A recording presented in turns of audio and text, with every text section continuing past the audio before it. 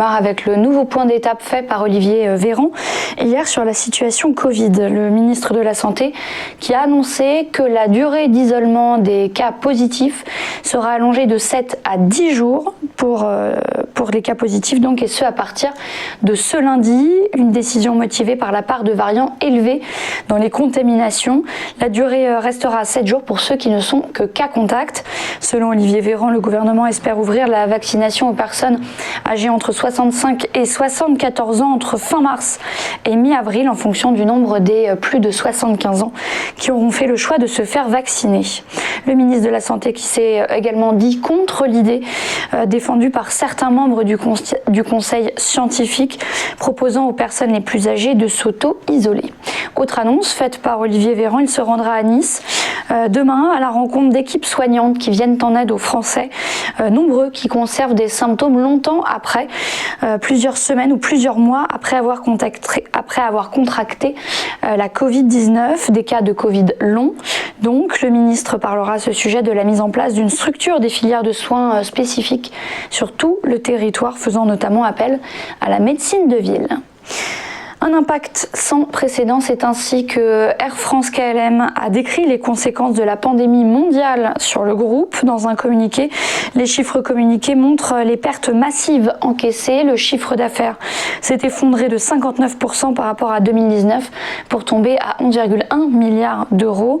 Le directeur financier du groupe a décrit ces pertes financières et la chute d'activité comme des ordres de grandeur qui donnent un peu le tournis. Fin de citation. Privé de 2/3 de ses clients l'an dernier, Air France KLM a enregistré 7,1 milliards d'euros. Le groupe franco-néerlandais a également évoqué un premier trimestre 2020 qui s'annonce difficile dû aux restrictions de voyage renforcées. Et puis enfin, on termine avec un mot sur la BCE qui a annoncé hier qu'elle va réduire la voilure et ne distribuer cette année aux banques centrales nationales qu'1,6 milliard d'euros de dividendes, c'est-à-dire un tiers de moins que l'an dernier. Les 19 pays de la zone euro sont concernés par cette annonce. La Banque centrale a réalisé l'an dernier un bénéfice net de 1,64 milliard d'euros contre 2,37 milliards en 2019. La baisse s'explique évidemment principalement par la diminution des revenus nets d'intérêt. Voilà pour les principaux points d'actualité. Rapide tour d'horizon des places boursières avec hier les marchés européens qui ont clôturé à nouveau dans le rouge. Le CAC 40 a reculé de 0,65% à 5728 points. L'Eurostoxx 50 a cédé 0,52% à 3680 points.